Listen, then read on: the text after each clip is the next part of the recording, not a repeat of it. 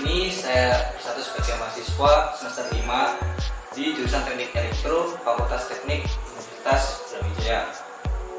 Motivasi saya mengikuti program magang dari DDP Telkom ini karena saya ingin merasakan langsung terjun ke dunia kerja serta ingin melatih diri saya untuk agar selalu adaptif dengan budaya kerja dan lingkungan yang baru, terutama di masa pandemi ini yang nantinya saya akan siap untuk bekerja secara work from home ataupun work from office. Kemudian komitmen saya mengikuti program DDP Telkom ini yang pertama, mengikuti program magang dengan maksimal serta mematuhi aturan yang berlaku, dan saya akan memaksimalkan potensi yang ada dalam diri saya, potensi hard skill maupun soft skill. Untuk kesibukan saat ini, selain kuliah, saya juga mengajar sebagai asisten laboratorium telekomunikasi di Universitas Brawijaya dan juga sebagai anggota himpunan mahasiswa elektro, tepatnya di Departemen Aeronautika. Pengalaman proyek maupun tugas kuliah, tugas akhir yang saya kerjakan, yang pertama mungkin dari SMK terlebih dahulu.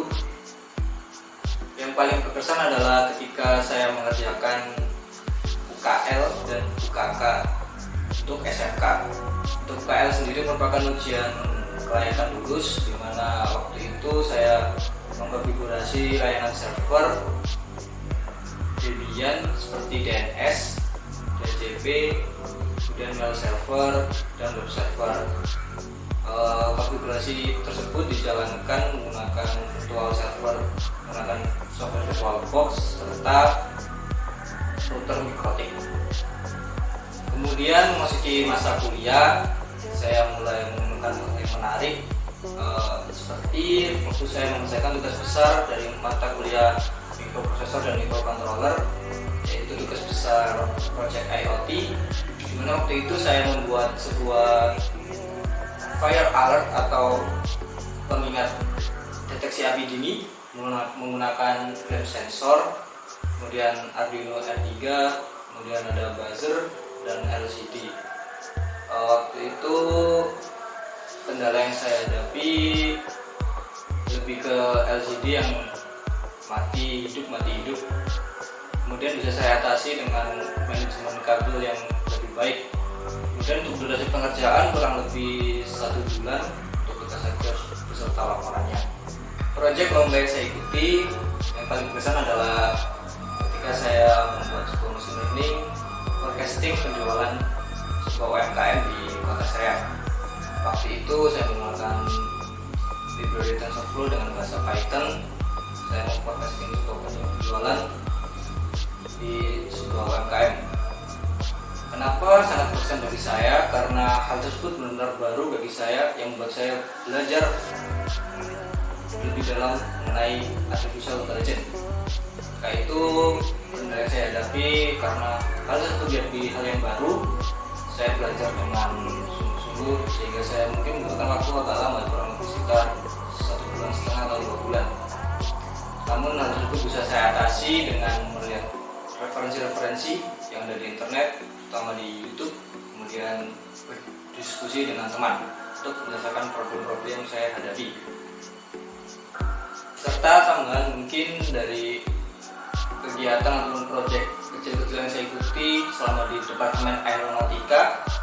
Saya sebagai software engineer di sana, di mana saya belajar hal baru lagi mengenai image processing, di mana saya banyak membuat proyek kecil-kecil seperti color detection, kemudian mendeteksi jarak kamera dari tengah dan dengan objek yang kita inginkan, dan juga penggunaan library Tkinter untuk membuat aplikasi sederhana di Python. Kemudian untuk tools-tools yang saya kuasai, mungkin saya akan mulai dari semasa SMK.